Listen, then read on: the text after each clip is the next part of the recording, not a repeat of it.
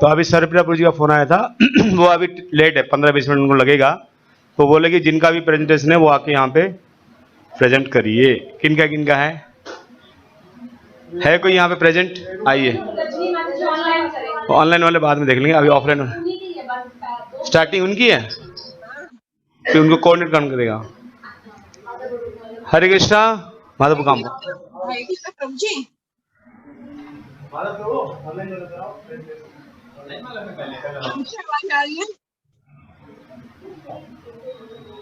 माता जी, एक ऑफलाइन ले लें पहले। नहीं, वो कंटिन्यूटी में है ना।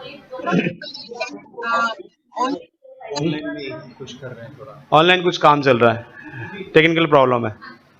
ऑफलाइन वाला आ जाइए। अरे पीछे से करेंगे, बैक डोर से ओपन आ जाइए। हरे कृष्णा। मत लड़िए, दो माइक है, दोनों साथ में बोल सकते हैं, साइमल्टेनियसली बोल सकते।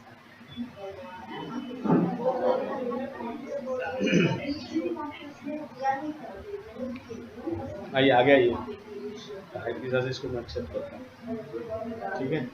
हाँ जी, ठीक है। हाँ हाँ। हरे कृष्णा। 5 मिनट।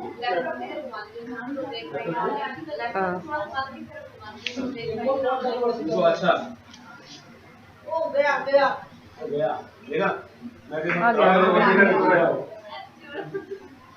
मैं 4.3 से स्टार्ट कर रही हूँ, 4.1 और 2। 4.3 स एव अयं मया ते अद्य योग प्रोक्त पुरातन भक्त असि मे सखा च इति रहस्यं हि एतत् उत्तमम्। ट्रांसलेशन: आज मेरे द्वारा वही यह प्राचीन योग यानी परमेश्वर के साथ अपने संबंध का विज्ञान तुमसे कहा जा रहा है, क्योंकि तुम मेरे भक्त तथा मित्र हो, अतः तुम इस विज्ञान के दिव्य रहस्य को समझ सकते हो। इस श्लोक में पिछले श्लोक में भगवान ने बताया था कि गीता का ज्ञान प्राचीन काल के राज ऋषियों ने सूर्य देव की परंपरा में प्राप्त किया था, जो काल के प्रभाव से इस समय लुप्त हो चुका है। इस श्लोक में भगवान भगवत गीता के ज्ञान का महात्म्य बतला रहे हैं तथा अर्जुन की उस विशेष स्थिति का भी वर्णन कर रहे हैं जिसके कारण भगवान ने अर्जुन को गीता का उपदेश दिया है। इस श्लोक के तात्पर्य में श्री प्रभुपाद बता रहे हैं कि मनुष्य की 2 श्रेणियां हैं, भक्त तथा असुर। भगवान ने अर्जुन को इस विद्या का पात्र इसलिए चुना क्योंकि वह उनका भक्त था, किंतु असुर के लिए इस परम गुह्य विद्या को समझ पाना संभव नहीं है। फिलॉसफी है, यह ज्ञान हमें भगवान से हमारे संबंध के बारे में बताता है, और सेकेंडली यह ज्ञान केवल भक्तों को ही दिया जा सकता है, क्योंकि इस दिव्य ज्ञान को एक भक्त ही समझ सकता है। एप्लीकेशन: मैं यह प्रयास करूंगी कि भक्त परंपरा से जुड़ूं, तभी मैं इस ज्ञान को समझ पाऊंगी। हरे कृष्णा।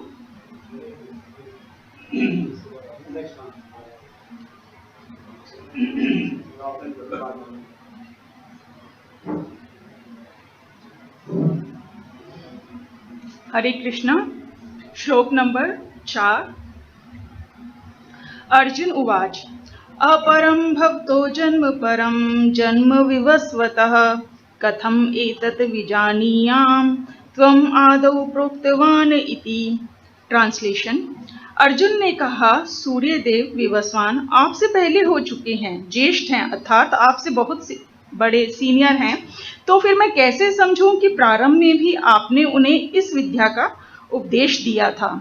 जैसे कि पिछले श्लोक में हमने देखा है कि बताया गया कि मनुष्य की 2 श्रेणियां, भक्त तथा असुर, और भगवान ने अर्जुन को ही चुना क्योंकि अर्जुन भगवान के भक्त हैं, पार्षद हैं। इसमें फिलॉसफी यह है कि अर्जुन यह जिज्ञासा अपने लिए नहीं कर रहे हैं, अपितु यह जिज्ञासा उन सभी के लिए कर रहे हैं जो भगवान में विश्वास नहीं करते, अथवा उन असुरों के लिए हैं जिन्हें ये विचार पसंद नहीं है कि कृष्ण को भगवान माना जाए। इसमें बहुत से लोग आते हैं, मायावादी। मायावादियों का जैसे सिद्धांत है कि मैं भी भगवान हूँ, आप भी भगवान हैं और हम सब लोग भगवान हैं। दूसरा सिद्धांत है कि सब लोग ओरिजिनली ब्रह्म से ही आए हैं और मरने के बाद ब्रह्म में ही मिल जाएंगे। और उनका तीसरा सिद्धांत है कि जितने भी भगवान के अवतार हैं वे निराकार हैं, या तो वे निराकार थे, निर्गुण थे, और जब अवतार लेते हैं तो साकार हो जाते हैं और वापस जाके निर्गुण और निराकार हो जाते हैं। इसी तरीके से जो शून्यवादी हैं वो विश्वास करते हैं एग्जिस्टेंस ऑफ नॉन एग्जिस्टेंस में, कि मतलब अंत में सब कुछ जीरो को मिल जाता है। इसलिए वो फोकस करते हैं मेडिटेशन पे, जिसमें कि आपके जो विचार हैं, सारे थॉट्स हैं, वो जीरो हो जाएं। और इसी तरीके से निर्विशेषवादी हैं जो कि भगवान में और इंसानों में कोई अंतर ही नहीं समझते, जिस भगवान में उन्हें कुछ विशेष दिखता ही नहीं है।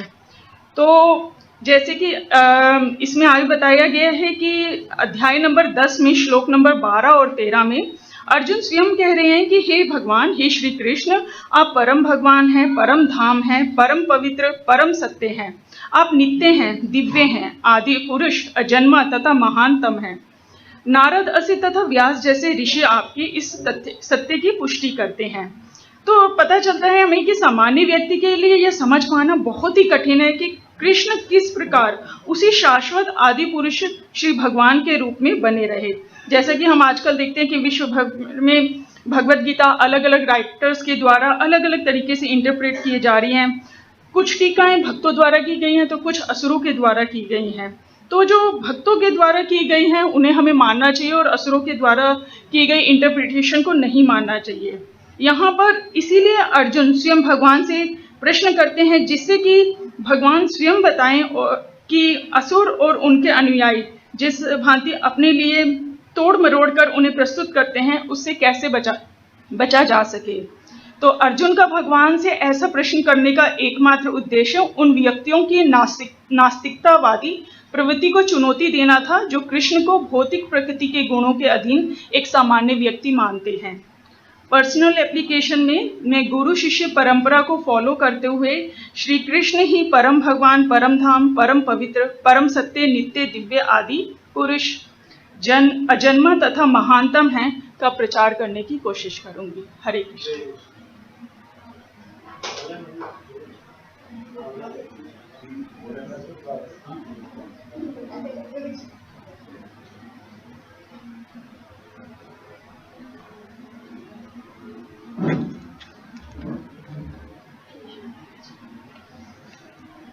हरे कृष्णा। सबको दंडवत प्रणाम। मेरा है श्लोका 4.5। श्री भगवानुवाच बहूनि मे व्यतीतानि जन्मानि तव च अर्जुन तानि अहं वेद सर्वाणि न त्वं वेत्थ परन्तप। श्री भगवान ने कहा, तुम्हारे तथा मेरे अनेकानेक जन्म हो चुके हैं, मुझे तो उन सबका स्मरण है, किंतु हे परमतप तुम्हें उनका स्मरण नहीं रह सकता। इस श्लोक में भगवान श्री कृष्ण अर्जुन के प्रश्न का उत्तर दे रहे हैं। अर्जुन ने प्रश्न किया था कि हे कृष्ण, मुझे अपने पूर्व जन्म का ज्ञान नहीं है, लेकिन आपको किस प्रकार इस बात का ज्ञान है, आप ये बताइए। तो इसके उत्तर में भगवान कह रहे हैं, तो इसमें दो फिलॉसफी देते हुए उन्होंने बताया है। ब्रह्म संहिता से 4.33 है, अद्वैतम अच्युतम अनादि अनंत रूपम आद्यम पुराण पुरुषम नौ यौवनम च वेदेषु दुर्लभम अदुर्लभम आत्मभक्तो गोविंदमादि पुरुषम तम अहम भजामि। मैं उन आदि पुरुष श्री भगवान गोविंद की पूजा करता हूँ जो अद्वैत, अच्युत तथा अनादि हैं। यद्यपि अनंत रूपों में उनका विस्तार है, किंतु तो भी वे आद्य, पुरातन तथा नित्य नवयौवन युक्त रहते हैं। श्री भगवान के ऐसे सच्चिदानंद रूप को प्रायः श्रेष्ठ वैदिक विद्वान जानते हैं, किंतु विशुद्ध अनन्य भक्तों को तो वे उनके दर्शन नित्य ही होते रहते हैं। और दूसरा है ब्रह्म संहिता का ही 5.39, रामादिमूर्तिषु कला नियमेन तिष्ठन् नानावतारं करोद भुवनेषु किन्तु कृष्ण स्वयं संभवत परमा पुमान यो गोविंदमादि पुरुषम तम अहम भजामि। मैं उन श्री भगवान गोविंद की पूजा करता हूँ जो राम, नृसिंह आदि अवतारों तथा अंश अवतारों में नित्य स्थित रहते हुए भी कृष्ण नाम से विख्यात आदि पुरुष हैं और जो स्वयं भी अवतरित होते हैं। तो इसमें एग्जाम्पल से समझाया गया है कि इसमें भगवान को वैदुर्य मणि के रूप में बताया गया है कि जैसे वैदुर्य मणि अपने कई सारे रंग परिवर्तित करती है, लेकिन होती एक ही मणि है।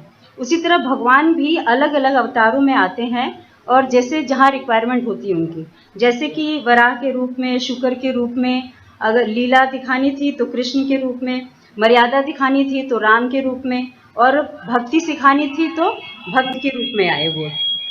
और फिर उसमें ये भी बताया गया है कि जैसे इन सारे रूपों को विशुद्ध निष्काम भक्त ही समझ सकते हैं, केवल वेदों के अध्ययन से उनको नहीं समझा जा सकता।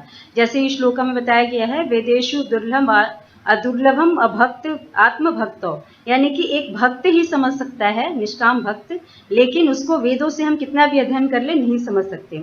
जैसे कि अर्जुन भगवान का नित्य सखा था, और जब भी भगवान अवतरित होते हैं तो उनके पार्षद के रूप में अर्जुन भी था वहाँ पे, लेकिन अर्जुन को याद नहीं है कोई भी चीज़, और भगवान को हर चीज़ अभी भी याद है। और फिर इसमें यही बताया गया है कि अर्जुन में और भगवान में यही अंतर था, क्योंकि अर्जुन अंश रूप जीवात्मा है और भगवान परमेश्वर हैं, इसलिए अर्जुन को ये घटना याद नहीं थी और भगवान को याद था। दूसरा ये भी बताया गया है कि भौतिक दृष्टि से जीव चाहे कितना ही बड़ा क्यों न हो, वह कभी परमेश्वर की समता नहीं कर सकता। भगवान का नित्य संगी निश्चित रूप से मुक्त पुरुष होता है, किंतु वह भगवान के तुल्य नहीं होता। इसमें भी जैसे कि अर्जुन को बहुत यहाँ पे परम शक्तिशाली वीर के रूप में बताया गया है, जो शत्रुओं का दमन ईजिली कर सकता था, किंतु विगत जन्मों में उनको घटनाएं जितनी भी घटी थी उन्हें स्मरण रखने में वो सक्षम नहीं थे, और भगवान सबको सब कुछ याद था। फिर इसमें ये भी बताया गया है, जैसे इसमें ब्रह्म संहिता का एग्जाम्पल देके बताया गया है कि ये भगवान अच्युत हैं, जिसका अर्थ है कि वे भौतिक संपर्क में रहते हुए भी अपने को नहीं भूल सकते। ये भी रीजन है कि वो भगवान को क्यों याद था और अर्जुन को क्यों याद नहीं था, क्योंकि भगवान अच्युत है। और भगवान तथा जीव कभी भी सभी तरह से एक समान नहीं हो सकते, भले ही जीव कृष्ण अर्जुन के समान मुक्त पुरुष क्यों ना हो। फिर यहाँ पे है कि कृष्ण को लाखों वर्ष पूर्व संपन्न कार्यों की स्मृति बनी हुई है, किंतु अर्जुन को स्मरण नहीं है, यद्यपि अर्जुन और कृष्ण दोनों ही शाश्वत स्वभाव के हैं।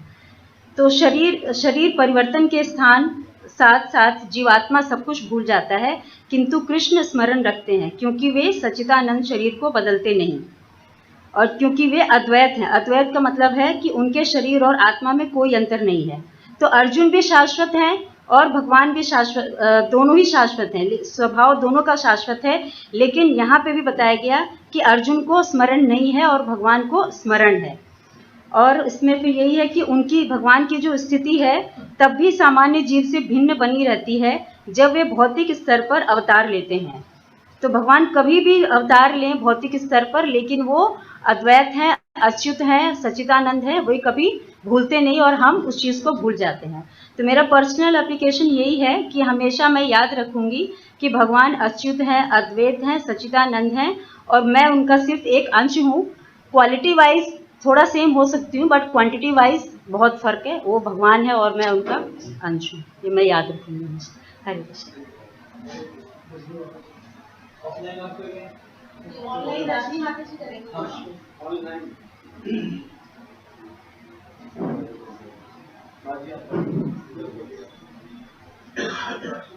रजनी माँ जी आप बोलिए।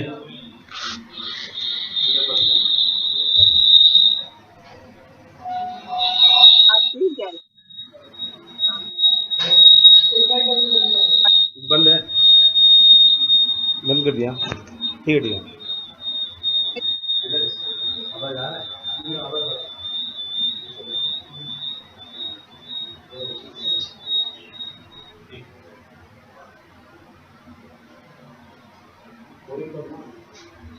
माता जी बोलिए।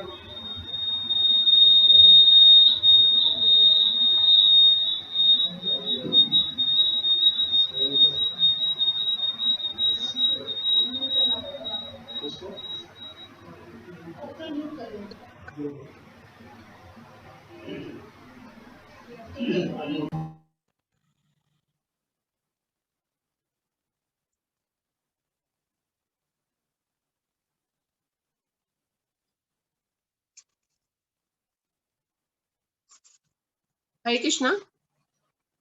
प्रभु स्टार्ट कर लो।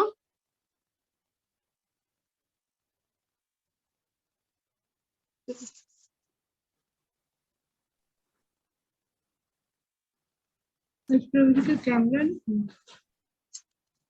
हाँ जी माता, किशोरी माता जी आप कुछ बोल रहे हो? माता जी मैं देख रही थी कि आपकी आवाज तो अब तो क्लियर आ रही, पहले इको हो रही थी। हाँ, अब तो पहले ठीक को होगी ना, है तो ना? अब वहां पे आ गई कि नहीं ये देखना मेरे को। वही ना मैं पूछने लगी। माता जी आवाज आ रही है अब आपकी? हरे कृष्णा, दंडवत प्रणाम। माता जी आ रही है आवाज? ऑनलाइन वालों को तो आ रही है माता जी, एक मिनट वहां पता चल जाएगा ना कि ओके ओके। सबको आ रही है कि नहीं आ रही। माता जी एक मिनट वेट कर लो रजनी माता जी। ठीक है माता, ठीक हरे कृष्णा माता जी, आपको आवाज आ रही है हमारी? है। आ रही है, हाँ तो आ आप रही है बोलिए, प्रभु। यहाँ पे सबको आवाज आ रही है आपकी। ठीक है। ठीक है प्रभु। ओके, हरे कृष्णा। श्रील प्रभुपाद जय। 4.1 श्री भगवान वाचा इमं विवस्वते योगं प्रोक्तवान अहम व्ययं विवस्वान मानवे प्रह मनो युक्ष्वर अवृवृतः।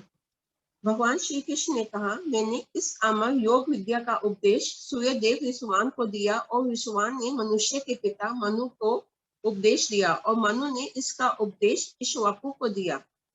यहाँ पे बताया है कि ये इमम जो है, यह जो है ज्ञान जो है भगवत गीता में के चैप्टर 2 और 3 में बताया गया है, उसकी महिमा का वर्णन कर रहे हैं इसको।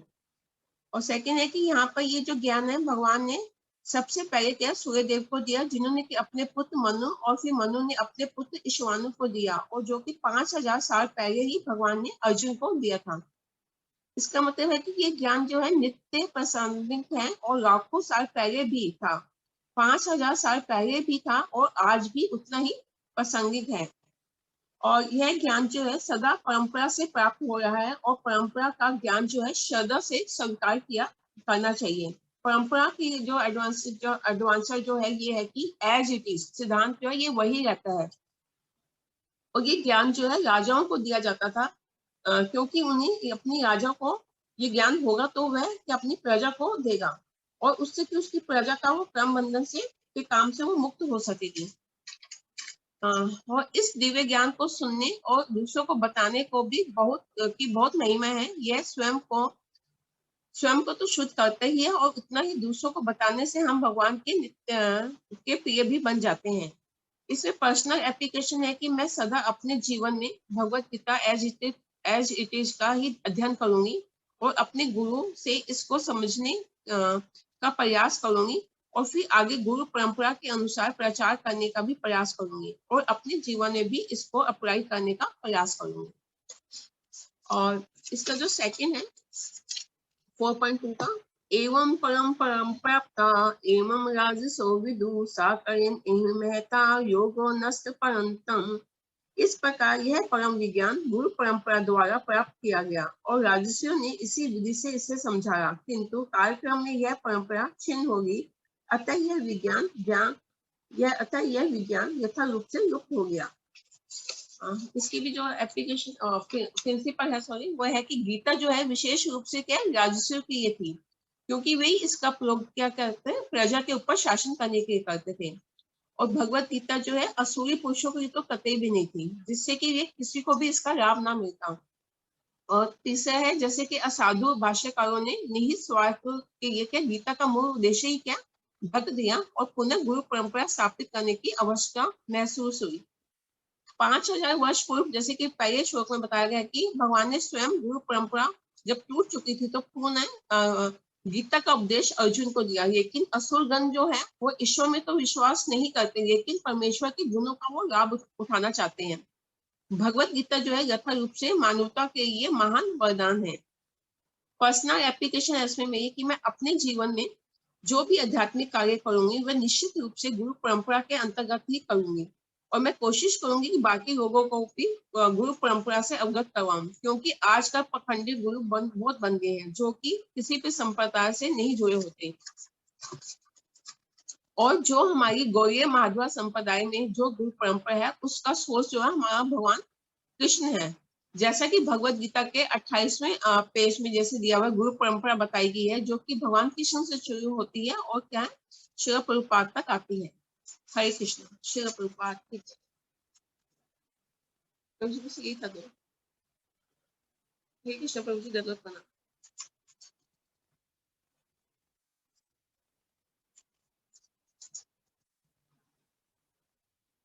प्रभु जी हमारे ग्रुप का हो गया मैक्सिमम। ठीक है माता जी, यस, जस्ट वेट।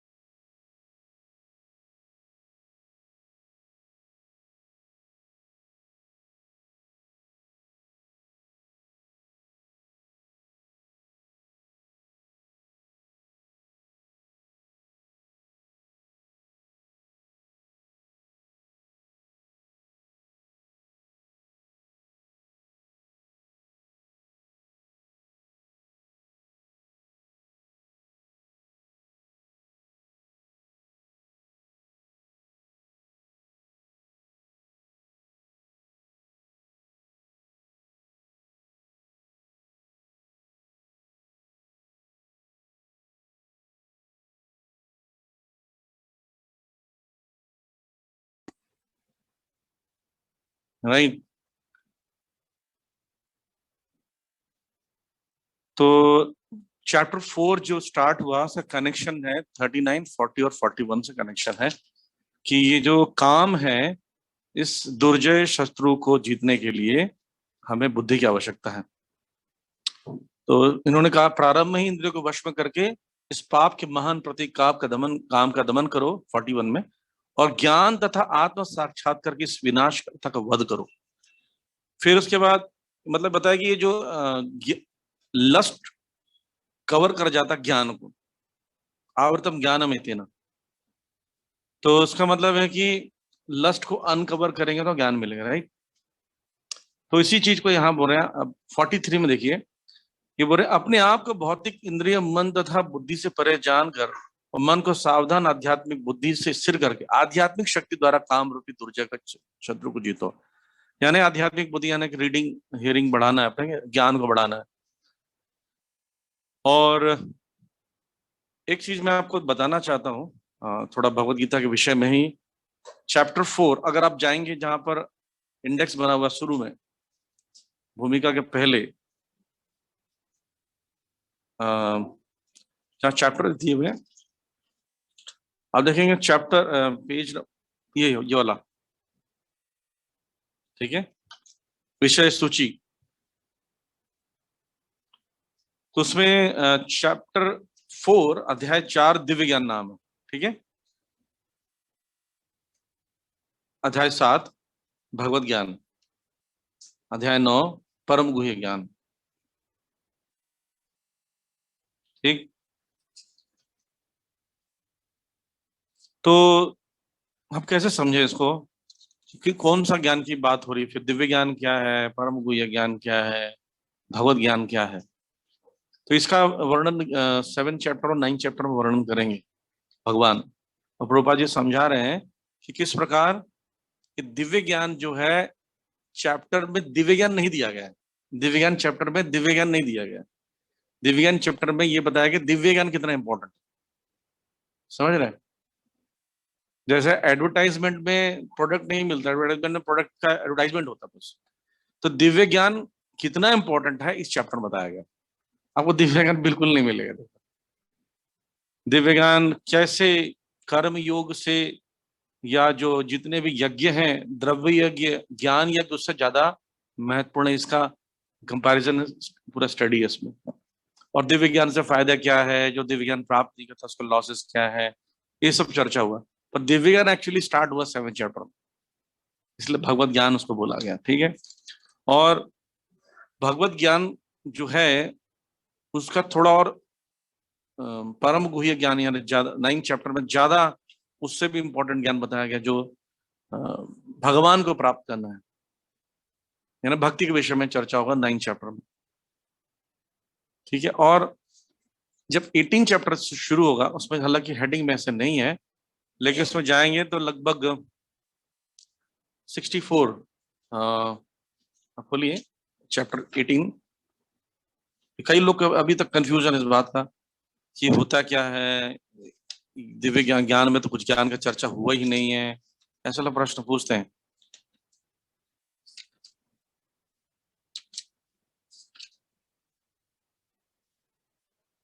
सिक्सटी 3 से देखिए, 63 1863 इतिमेत ज्ञानम अख्यातम गुह्यात गुह्यतरम मया।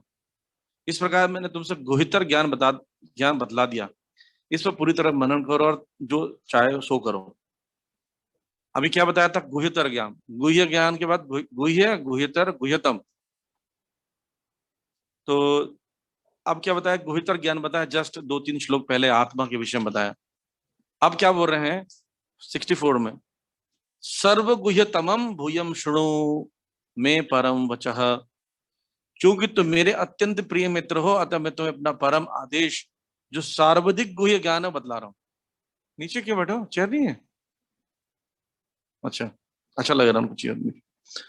तो अब क्यों बता रहे हैं, सर्वाधिक गुह्य ज्ञान है, परम गुह्य ज्ञान बता रहे हैं। जो 9th चैप्टर में भी ग्लिम्स दिया था भगवान, वो बताने जा रहे हैं। 9th चैप्टर में क्या बोला था, याद कीजिए, मन मना मद भक्त, वहां भी कहा था। और वहां भी ये बोले थे कि जो बोधयतम परस्परम, फिर 9.2 में बोला था ये राजगुह्य राजविद्यम, उसी चीज को यहाँ पर 65 में और 66 में बोल रहे हैं। तो ज्ञान एक्चुअली यहाँ दे रहे हैं, और 4th चैप्टर बता रहे हैं कि ज्ञान की क्या इंपॉर्टेंस क्या है, क्यों जरूरी है, ठीक है। ओके, 1 से लेकर 3 कितने श्लोक तक हुआ cover? 1 to 5। 1 to 3 actually history of Gita के विषय में, क्योंकि गीता का हिस्ट्री पहले भी है। ये जो चैप्टर है, इसमें पहला भाग जो है वो ये बताता है कि ये जो ज्ञान है कितना पुराना है, पहला। दूसरा, ये ज्ञान जो भगवान ने अर्जुन को दिया है, ये बार बार देते हैं, तो इसका मतलब कि अर्जुन और भगवान का जो रिश्ता है वो इटर्नल है। कोई ऐसा नहीं कि अर्जुन बिविल्डर हो गया, एक्चुअली यहाँ भी प्रूफ होता है बिविल्डर करा गया। हर बार क्यों बिविल्डर होगा, है ना? हर द्वापर युग में क्यों हो रहा है, हर चतुर्युग में, द्वापर युग में क्यों शिक्षा में दिया जा रहा है? और हर बार बिविल्डर हो तो क्या भगवान की शिक्षा बेकार है? नहीं। जैसे ब्रह्मा जी हर दिन, जो हर चतुर्युग में, द्वापर युग में भगवान उसको विमोहित कर देते हैं। अजीब बात लगती है ना। ब्रह्मा जी बोले मुझे सब समझ में आ गया, भगवान क्षमा कर दीजिए, मैंने बच्चों को चुराया, ग्वालों को चुराया, गौवों को चुराया, क्षमा कर दीजिए, फिर कंफ्यूज हो गए। तो कोई व्यक्ति बार बार कंफ्यूज कैसे हो सकता है? इस केस से और दोनों केस से पता चलता है। जैसे प्रभुपाद जी कहते हैं, कभी कभी बहू को शिक्षा देने के लिए माँ जो है बेटी को डांटती है, ठीक से काम कर ले, नहीं तो ससुराल में जाएगी तो ठीक से काम नहीं करेगी, सुन रही हो ना बेटी? बहू को सुना रही होगी, लाइक दैट। तो डिवोटीज को बिविल्डर करके भगवान शिक्षा देते हैं कि ऊंचा पद या मित्र होने पर भी अगर आप किसी भौतिक ज्ञान में डूबे हुए हैं तो गुरु की आवश्यकता है, ज्ञान की आवश्यकता है। तो इसलिए पहले श्लोक में बता रहे हैं, विवस्वान को दिया, विवस्वान ने मनुष्य के पिता मनु को दिया, और मनु ने श्वाक को दिया। और प्रभुपाद इसमें टाइमिंग बता रहा कितना पुराना है, कैलकुलेटेड करके बताया गया। कितना?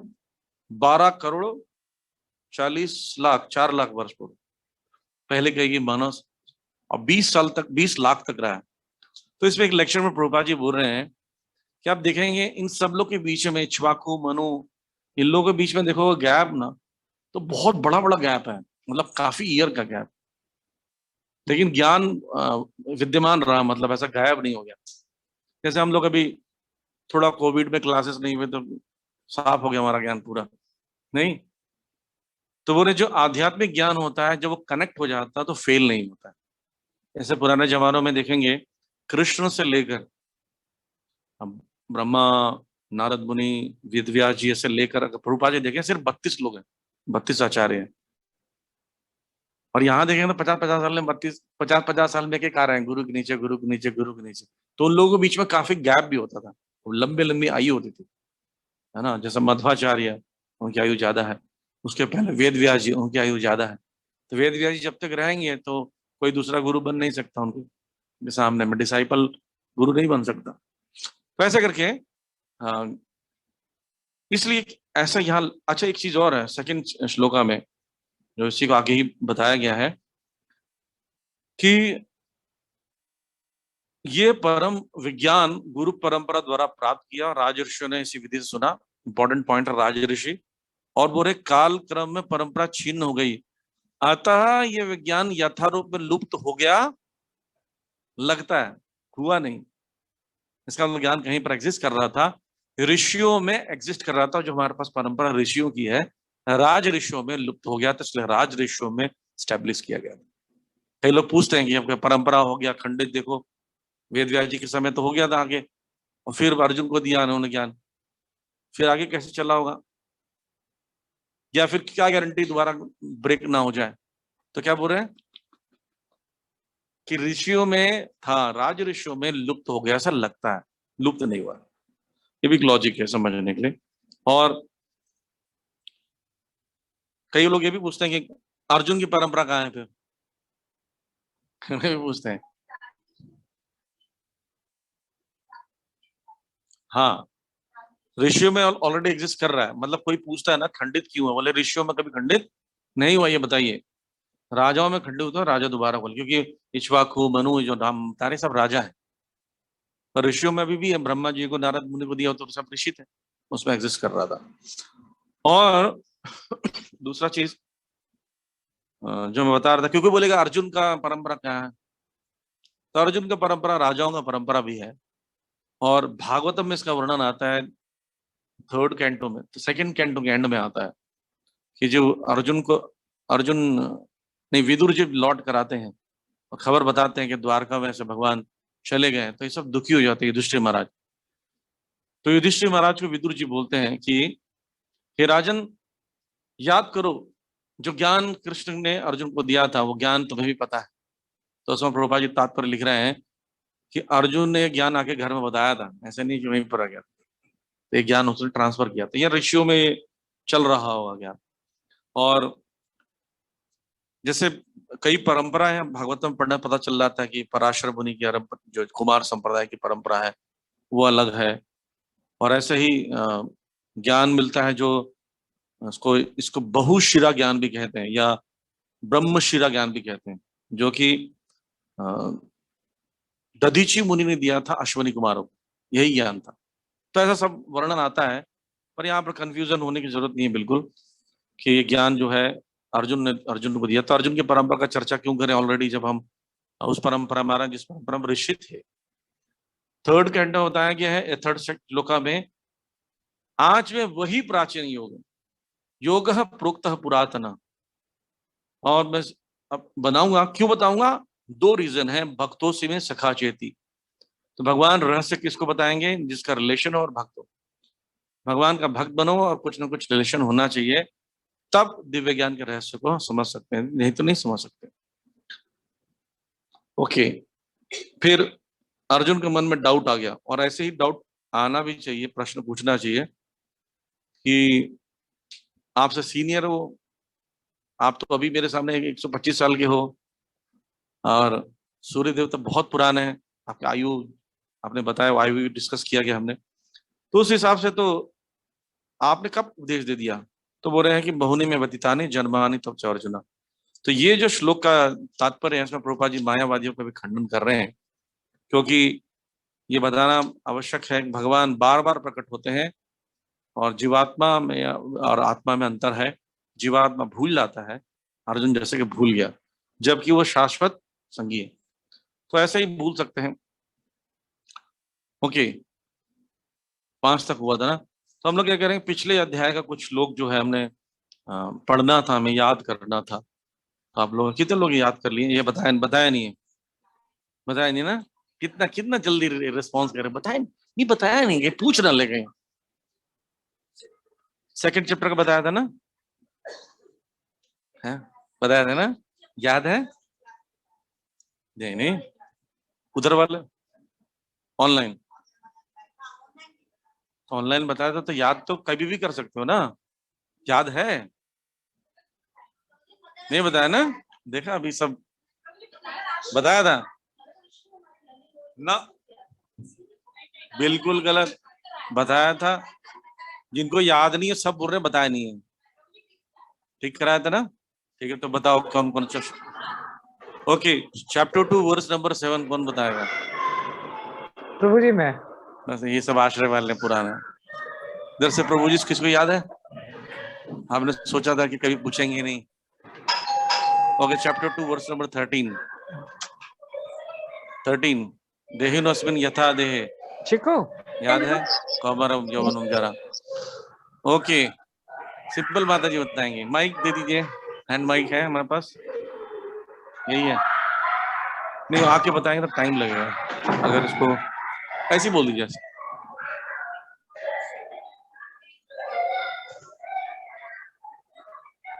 चिको ये भी बंद कर ले, आवाज डिस्टर्ब हो रही है मेरे को। कृष्ण चौहान माता जी को याद है 13 ना? ओके, 2.20 नहीं, वसान से नहीं, 22 है। न जायते म्रियते, किसको याद है? ओके, आपको बोल पाएंगे आप? बोलिए।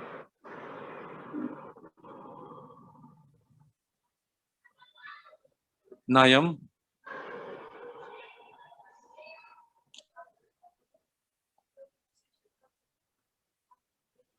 Very good. और प्रभु जी इसमें कौन बताएगा? हाँ बोलिए।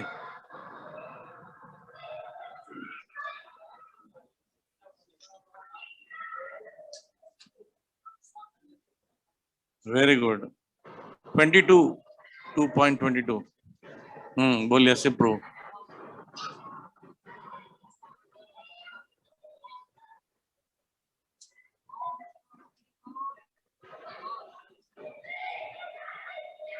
ओके, किसको किसको याद है 22? 1 2 3, कुंजू कुंजू, थोड़ा थोड़ा। ओके, 240 नेहा विक्रम नाशोस्ती, नेहा विक्रम नाशोस्ती। प्रभु जी बस पन्ने पलट रहे हैं। हाँ, आप बोलेंगे विद्या वर्मा, बोलिए।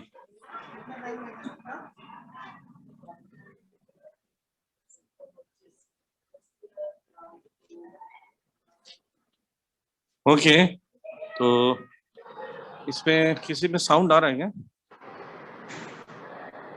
ऑनलाइन में कुछ बोलना चाहते हैं कुछ? मैं चाह रहा हूँ चैप्टर 3 तक आज हम लोग वर्स को कंप्लीट कर लें, ताकि आगे जाके हेल्प हो जाए। नहीं, इसमें आप वो लगा दो, मुझे पासवर्ड डाल दो, आईडी पासवर्ड। ओके, और कौन बोलना चाहेगा? 240 आप अभी कौन बोला? प्रभु जी ने बोला ना। माता में कोई बोलना चाहेगा? 240 नेहा विक्रम नाशोस्ती। अरे इसका गीता वर्धन पासवर्ड डालो भाई।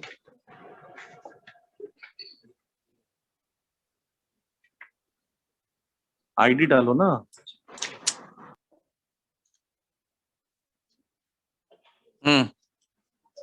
बोलिए।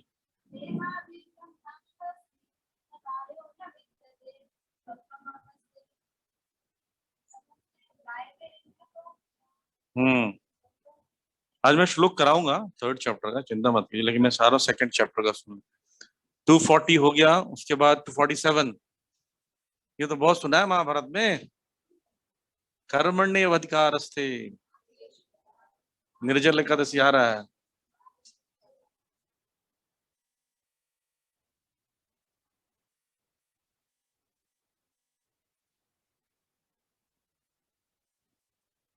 किसको किसको याद है? कुछ तो ऐसे शुभा की हिला रहे, लग रहा है एक दो लाइन, एक ही लाइन याद है। आपको याद है? बोलिए।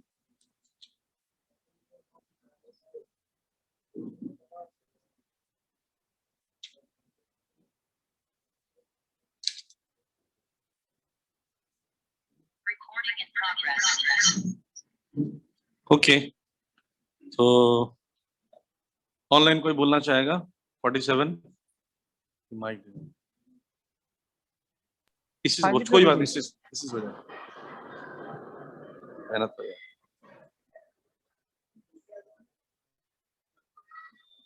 ऑनलाइन कौन बोलेगा? हरे कृष्णा, दंडवत प्रणाम। प्रभु जी बोलिए मैं बोलूं माता। क्या? यस। कर्मण्येवाधिकारस्ते मा फलेषु कदाचन मा कर्म हेतु भूर्वा मा संगो वत्स्य कर्मणि। 2 माह हो और गया तुम्हें, एक्स्ट्रा माह हो और गया। अच्छा, और 29 वो है 29 का है 20 ही नहीं, हमने दिन नहीं, आपने 20 बोला था प्रभु जी। 20 20 20 20 न and 22 and 47 40 and हाँ, 47।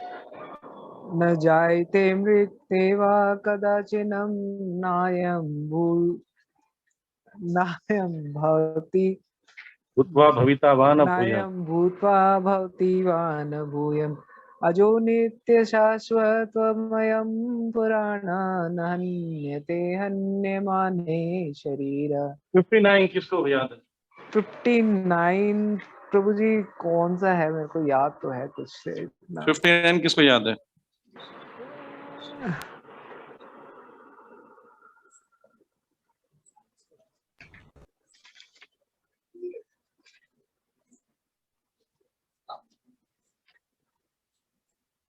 लटक रहा ऊपर,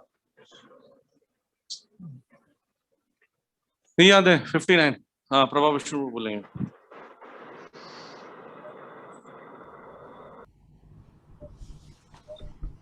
वेरी गुड। किसको याद है?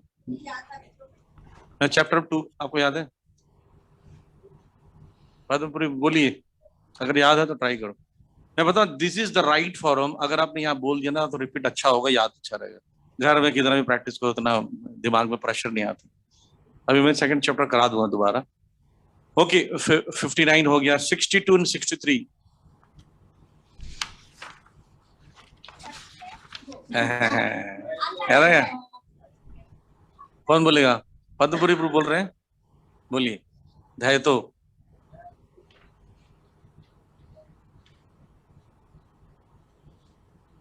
क्रोधात् भवति समूहः, समूहात् स्मृति विभ्रमः, स्मृति भ्रंशात् बुद्धिनाशात्, चाट पकड़ के ठेले में, बुद्धिनाशात् चाट पकड़ा ठेला गच्छति। ओके, 69 या निशा, क्या निशा, या निशा या क्या निशा, किसको याद है? प्रभु जी नहीं, चलिए मैं आप करा देता हूं सबको। चैप्टर 2 वर्स नंबर 2.7 निकालिए। शुरू से शुरू कर तो बस एक एक बार बुलवाऊंगा मैं, ठीक है, ताकि उच्चारण में कोई कमी ना हो। कार्पण्य दोषो अपहत स्वभावः, पृच्छामि त्वां धर्म सम्मूढचेता, पृच्छामि त्वां धर्म समूढचेतः, यच्छ्रेयशाति निश्चितं यश्रेयशान् निश्चितं ब्रूहि तन्मे, शिष्यस्ते अहं शाधिमां त्वां प्रपन्नम्। कार्पण्य दोषो अपहत स्वभावः, पृच्छामि त्वां धर्म समूढचेतः, यश्रेयः स्यान् निश्चितं ब्रूहि तन्मे शिष्यस्ते अहं शाधिमां त्वां प्रपन्नम्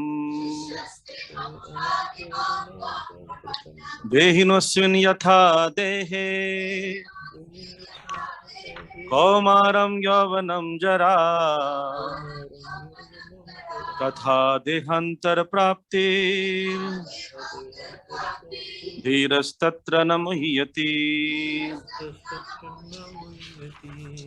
20 न जायते म्रियते वा कदाचिन् नायं भूत्वा भविता वा न भूयः अजो नित्यः शाश्वतोऽयं पुराणो न हन्यते हन्यमाने शरीरे न जायते म्रियते वा कदाचिन् नायं भूत्वा भविता वा न भूयः अजो नित्यः शाश्वतोऽयं पुराणो न हन्यते हन्यमाने शरीरे वासांसि जीर्णानि यथा विहाय नवानि गृह्णाति नरोपराणि तथा शरीराणि विहाय जीर्णानि अन्यानि संयाति नवानि देहि वासांसि जीर्णानि यथा विहाय नवानि गृह्णाति नरोपराणि तथा शरीराणि विहाय जीर्णानि अन्यानि संयाति नवानि देहि। 40 नेहा विक्रमनाशो अस्ति प्रत्यवायो न विद्यते स्वल्पमपि यस्य धर्मस्य त्रायते महतो भयात् नेहा विक्रमनाशो अस्ति प्रत्यवायो न विद्यते स्वल्पमपि यस्य धर्मस्य त्रायते महतो भयात्। 47 कर्मण्येव अधिकारस्ते मा फलेषु कदाचन मा कर्मफल हेतुर्भू मा ते संगस्त्व अकर्मणि कर्मण्येव अधिकारस्ते मा फलेषु कदाचन मा कर्मफल हेतुर्भू मा ते संगस्त्व अकर्मणि। 59 आ जाइए। विषया विनिवर्तन्ते निराहारस्य देहिनः रसवर्जं रसोपस्य परम दृष्ट्वा निवर्तते। विषया विनिवर्तन्ते निराहारस्य देहिनः रसवर्जं रसोप्यस्य परम दृष्ट्वा निवर्तते। 62 ध्यायतो विषयान् पुंसः संगस्ते सुपजायते संगा संजायते कामः कामात् क्रोधो विजायते। ध्यायतो विषयान् पुंसः संगस्ते सुपजायते संगा संजायते कामः कामात् क्रोध विजायते। क्रोधात् भवति सम्मोहः सम्मोहात् स्मृति विभ्रमः स्मृति भंशात् बुद्धिनाशो बुद्धिनाशात् प्रणश्यति क्रोधात् भवति सम्मोहः सम्मोहात् स्मृति विभ्रमः स्मृति भंशात् बुद्धिनाशो बुद्धिनाश प्रणश्यति 69 या निशा सर्वभूतानां तस्यां जागृति संयमी यस्यां जागृति भूतानि सा निशा पश्यतो मुनेः या निशा सर्वभूतानां तस्यां जागृति संयमी यस्यां जागृति भूतानि सा निशा पश्यतो मुनेः। ये हो गया चैप्टर। अब आपको मैं टिक कराता हूँ चैप्टर 3 का कौन कौन सा श्लोक है, अपने बुक पर टिक कर लीजिए।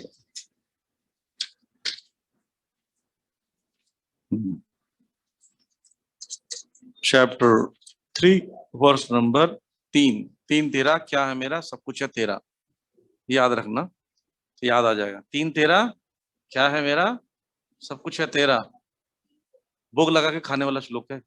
या किसी शिष्टासिना संतम मुच्यन्ते सर्व के लिए 3:13 13 पापा, पापा से याद रहे, पापा लिखा ना, पापा का मतलब देखो क्या लिखा है, पापी जन, पापा पापी जन, ठीक है। ये 13, फिर उसके बाद 14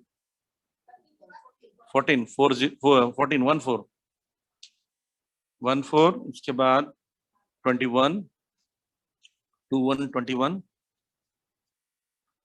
13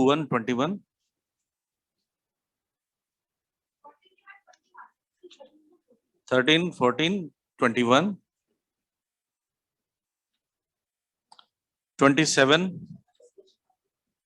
27 टिक कर दीजिए, पेंसिल से गोल लगा दीजिए। 27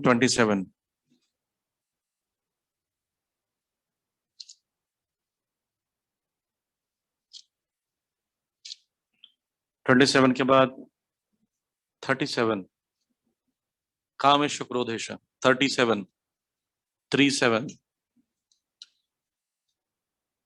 39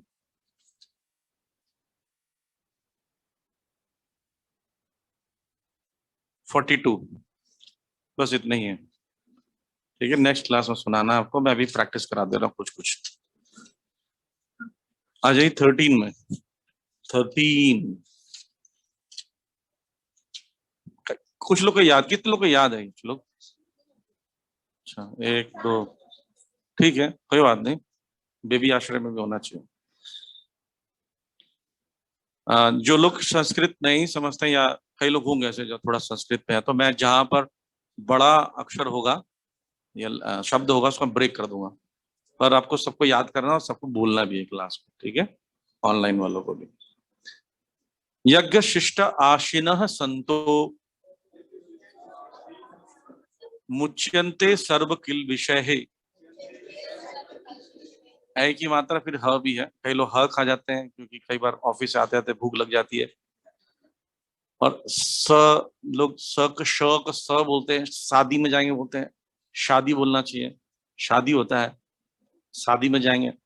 भुंजते, ये की मात्रा होना चाहिए, भुंजते, भुंजते ते त्वघम पापा, 3 बार त है, भुंजते ते त्वघम पापा।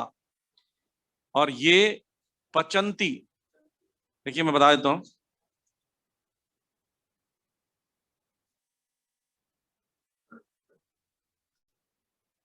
यह शब्द ये बना है ई और अ से, पढ़िए आवाज, तो ये पचंती, पचंती का लिखा है, देखिए पचंती, तो यज्ञ के साथ जुड़ा हुआ, तो ऐसा है, अगर मैं में ई जोड़ दूंगा तो पचंती हो जाएगा, ई ये बच जाएगा, यहाँ पर क्या हो जाएगा ऑप्शन क्या, यह की साथ आप की मात्रा की आज का कारण आता, ऐसे ब्रेक करा करो, ठीक है, ये पचंती आपका कारण आता, ऐसा ये वाला बहुत सारा मौका मिलेगा, इसने ब्रेक करके दिखा दिया। ऑनलाइन वालों को दिखा था, नहीं दिखा था, ठीक है। अब पीछे पीछे दोहराइए। हम क्या करेंगे, संख्या ज्यादा है तो हम लोग एक साथ 12-15 बार दोहरा देंगे, क्योंकि सबको मैं दोहराऊंगा तो बहुत टाइम लगेगा, जैसे हम लोग मदर आश्रम करते थे। लेकिन उसके बाद 12 बार के बाद आप खुद हाथ खड़ा करके बताइए, जिसको याद हो गया बिना देखे। 12 बार में वैसे तो मेमोरी वाले लोग बोलते हैं 25 बार में याद हो जाता है, फिर भी ट्राई करते हैं 12 बार। और मैं बता देता तो क्या बोल रहे हैं, यज्ञ शिष्ट आसीनः, यज्ञ में जो अर्पित करते हैं संत लोग, उसको जब मुच्यंते ग्रहण करते हैं तो क्या हो जाता है, सर्व किल्बिष है, मुच्यंते सर्व किल्बिष है, किल्बिष का मतलब पाप होता है, समस्त प्रकार के पाप नष्ट हो जाते हैं। और दूसरी तरफ भुंजते ते त्वघम पापा, वो लोग बहुत बड़ा पाप ग्रहण करते हैं, भंजन करते हैं, मतलब ग्रहण करते हैं, जो लोग, ये मतलब वो लोग क्या, जो लोग क्या करते हैं, पचंती मतलब पकाते हैं, आत्मकारणात् अपने लिए। सरल संस्कृत, किसको समझ नहीं आया शर्मा ही मत, कई बार शर्म के मारे बोलते रही इतने लोग को समझ में आ गया, मेरे को समझ नहीं आया, हाथ खड़ा करेंगे लोग हंसेंगे। कोई बात नहीं, वैष्णव खुशी के लिए हाथ खड़ा कर सकते हैं, वैसे लोग खुशी तो होंगे, हंसेंगे, और क्या है। ऑनलाइन में समझ में आ गया सबको, ऐसा कोई है समझ नहीं आया, ठीक है। कई लोग तो हाँ जी प्रभु जी। वीडियो ऑन ही नहीं किए हैं। यज्ञ शिष्टासिनः संतो मुच्यन्ते सर्व किल विषये, भुंजते ते त्वघं पापा, ये पचन्ति आत्मकारणात्। यज्ञ शिष्टासिनः संतो मुच्यन्ते सर्व किल विषये, भुंजते ते त्वघं पापा, ये पचन्ति आत्मकारणात्। यज्ञ शिष्टाशिनः संतो मुच्यन्ते सर्व किल विषये, भुंजते ते त्वघं पापा, ये पचन्ति आत्मकारणात्। यज्ञ शिष्टाशिनः संतो मुच्यन्ते सर्व किल विषये, भुंजते ते त्वघं पापा, ये पचन्ति आत्मकारणात्। यज्ञ शिष्टाशिनः संतो मुच्यन्ते सर्व किल विषये, भुंजते ते त्वघं पापा, ये पचन्ति आत्मकारणात्। यज्ञ शिष्टाशिनः संतो मुच्यन्ते सर्व किल विषये, भुंजते ते त्वघं पापा, ये पचन्ति आत्मकारणात्। बुक बंद कर दीजिए, बुक बंद करके सुन के बोलिए। अब जो लोग देख रहे थे, अब देखने वाला काम हो गया, अब मेरे पीछे पीछे दोहरा कर कोशिश कीजिए। यज्ञ शिष्टासिनः संतो मुच्यन्ते सर्व किल विषये, भुंजते ते त्वघं पापा, ये पचन्ति आत्मकारणात्। यज्ञ शिष्टासिनः संतो मुच्यन्ते सर्व किल विषये, भुंजते ते त्वघं पापा, ये पचन्ति आत्मकारणात्। यज्ञ शिष्टासिनः संतो मुच्यन्ते सर्व किल विषये, भुंजते ते त्वघं पापा, ये पचन्ति आत्मकारणात्। किसको याद हो गया, हाथ खड़ा कीजिए। ओके, पद्मपुरी प्रभु बोलिए। यज्ञ यज्ञ शिष्टासिनः संतो, हाँ ठीक है ठीक है, कोई याद मत दिलाओ, तो अपने आप याद आएगा तो अच्छा होगा। और आप जो याद दिला रहा उसी से पूछेंगे अगला। भुंजते ते त्वघम पापा आत्म कारणात्। जैसे बचपन में बनाते थे ना पैरोडीज वगैरह अपने ऊपर, है ना, ऐसे बोल सकते हो। यज्ञ शिष्ट आशिन संतो मुच्यन्ते सर्व किल विषय भुंजते ते अघम पापा ये पचंती आत्म कारणा। ऐसे कुछ माइंड को रीड कराओ तो याद रहेगा, है ना। ओके, कौन बोलेगा? प्रभाविष्णु प्रभु। यज्ञ शिष्टासिनः संतो मुच्यन्ते सर्व किल विषय भुंजते ते अघम पापा ये पचंती आत्म कारणा। बोलिए। यज्ञ शिष्टासिनः संतो क्या होता है? संत लोग जब मुच्यन्ते सर्व किल विषय भुंजते ते त्वघम पापा ये पचंती आत्म का। ओके, और कौन हाथ उठा था? हाँ प्रभु बोलो। यज्ञ शिष्टासिनः संतो मुच्यन्ते सर्व किल विषय भुज्यन्ते त्वघम पापा ये पचन्ति आत्मका। हाँ, यज्ञ शिष्ट आसिनः संतो। ठीक बोल रहे हो। मुच्यन्ते सर्व किल विषय भुंजते, हाँ, भुंजते त्वघम पापा ये पचन्ति आत्म कारणा। प्रभु जी, हाँ बोलिए।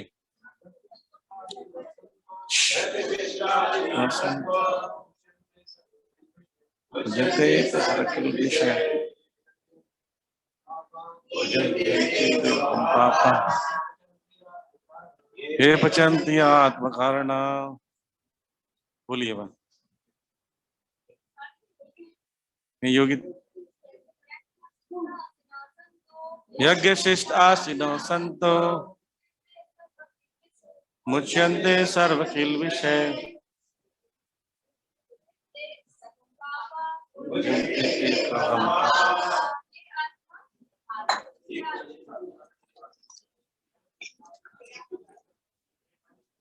ये पचंती। वेरी गुड योगिता माता जी, बोलिए।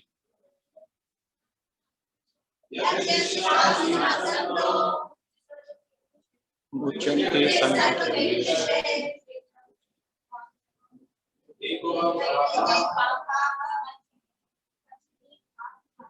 ये पचंती आत्म करना।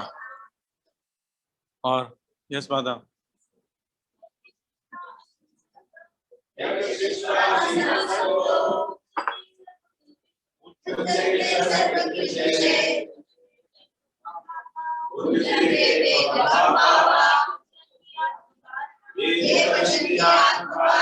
थोड़ा ऑनलाइन वालों को सुन लेते हैं, ऐसा मत करो, ठीक है। ऑनलाइन वाले बोलेंगे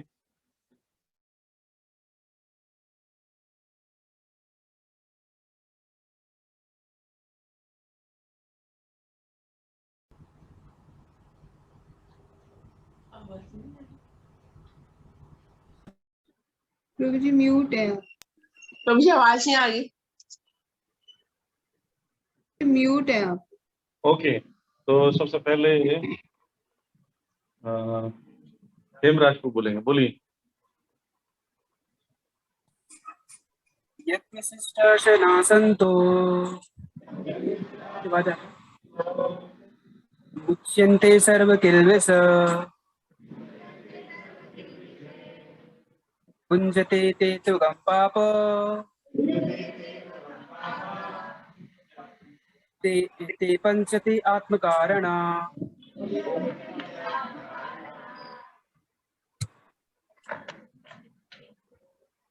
ओके, इसके बाद सुषमा माता जी। हरे कृष्णा प्रभु जी, दंडवत प्रणाम। यज्ञ शिष्टाशिनासन्तो मुच्यन्ते सर्व किल्बिषे भुञ्जते ते त्वघं पापा ये पचन्ति आत्मकारणात्। गरिमा माता जी। हरे कृष्णा प्रभु जी, दंडवत प्रणाम। यज्ञ शिष्टाशिना संतो यज्ञ शिष्टाशिना मुञ्जन्ते सर्व किल्बिषे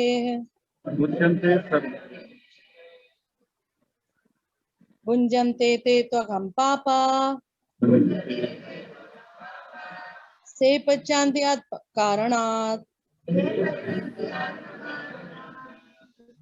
लोग याद होते जा रहे, हाथ खड़ा करते जा रहे हैं। रजनी माता जी बोलिए।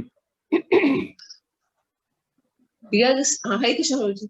यज्ञ सृष्टि असिंसन्तो मुचन्ते सर्व कल्विषे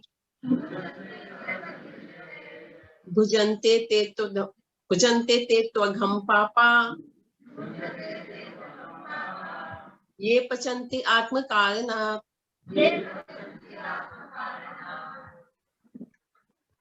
किरण माता जी आपका अनम्यूट, आप बोलेंगे? हाँ जी प्रभु जी। यज्ञ सृष्टि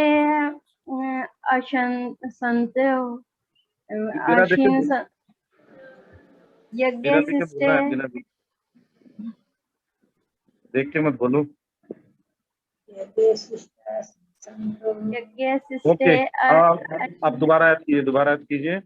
अब सुजाता वर्मा माता जी बोलेगी।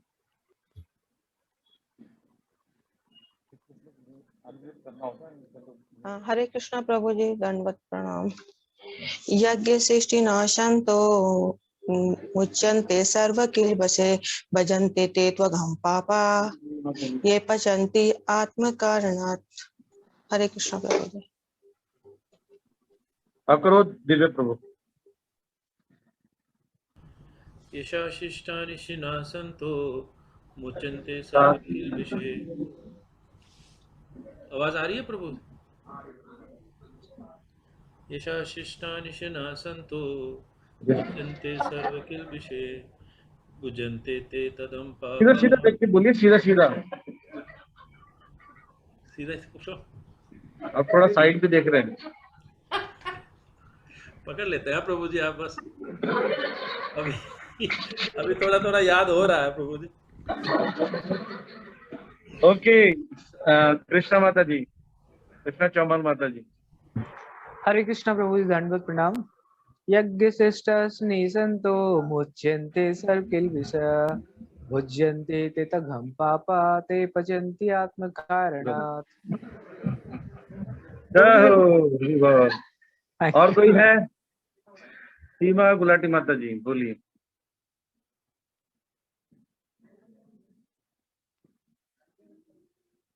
अनम्यूट करना पड़ेगा आपको। Sorry, I forgot. Sorry. यज्ञ शिष्टाशिनासन्तो मुच्यन्ते सर्व किल्बिषे भुञ्जते ते त्वघं पापा ये पच्यन्त आत्मकारणात्। सत्यवती माता जी।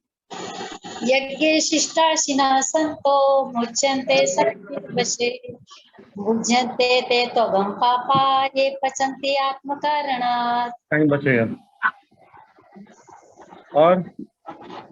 और कोई है? माइक लाल कौन? राम तो बोलिए।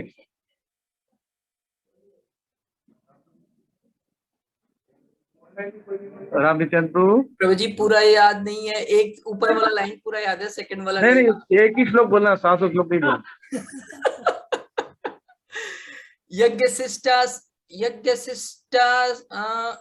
यज्ञ शिष्टाशिनासन्तो मुच्यते सर्व किल्बिषे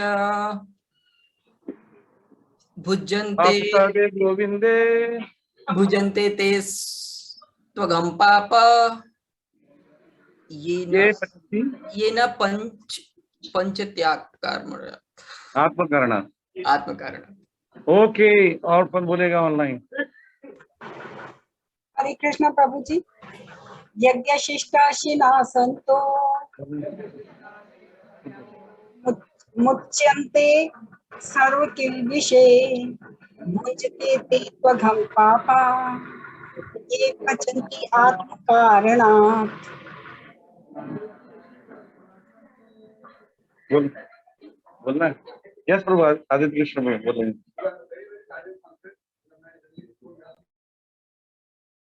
बोलिए बोलिए बोलिए बोलिए।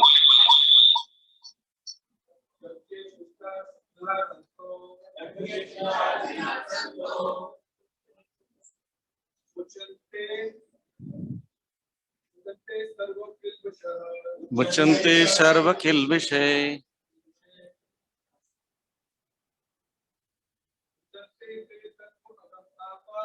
मुझते ते त्वघं पापा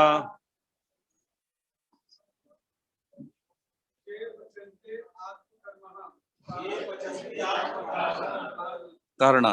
ओके, कोई बात नहीं। हाँ, यज्ञ शिष्टाशिनो सन्तु मुच्यन्ते सर्व किल्बिषे भुजन्ते ते अघं पापा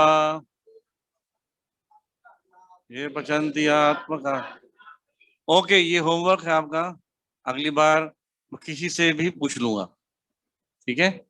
ऐसा मत सोचना कि कौन बोलेगा, आप बोलो ना। वंदना माता जी खड़े हो जाइए, बोलिए।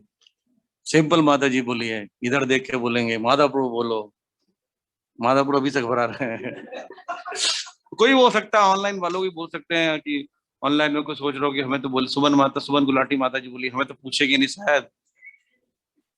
देखिए, हम तो एड्रेस भी पता कर लिए सबका, घर पहुंचा के सुन के आएंगे, ठीक है? तैयार रहिए।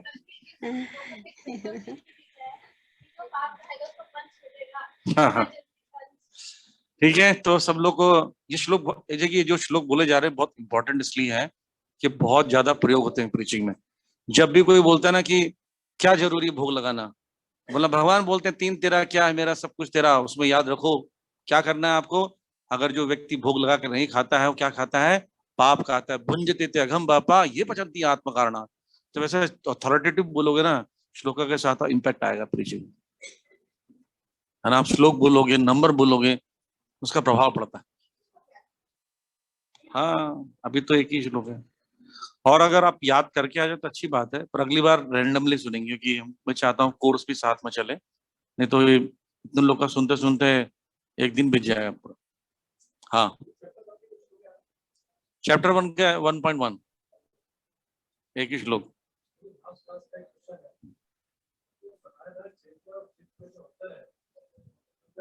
हाँ हाँ, मैं बताऊंगा।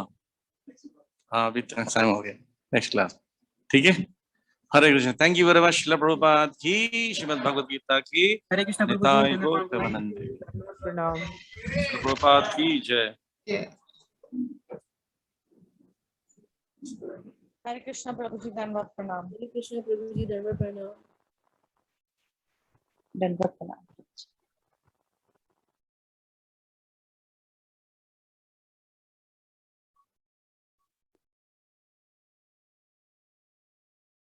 Thank you.